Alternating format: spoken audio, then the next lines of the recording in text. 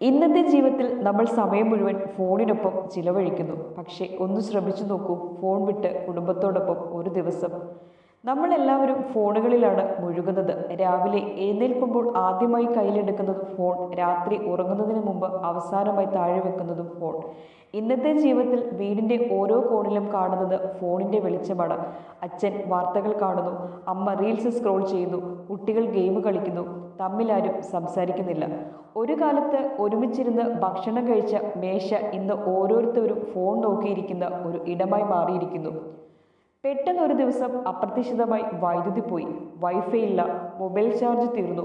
ആദ്യം എല്ലാവരും വിഷമിച്ചു. പക്ഷേ അവർ തമ്മിൽ സംസാരിച്ചു തുടങ്ങിയപ്പോൾ, കുട്ടി തൻ്റെ സ്കൂളിൽ നടന്ന ഒരു ഇൻസിഡന്റ് പറഞ്ഞപ്പോൾ അത് കേട്ട് അച്ഛനും അമ്മയും പൊട്ടിച്ചിരിച്ചു. അമ്മ തൻ്റെ ബാല്യകാല ഓർമ്മകൾ പങ്കുവച്ചപ്പോൾ എല്ലാവരും ആസ്വദിച്ചു.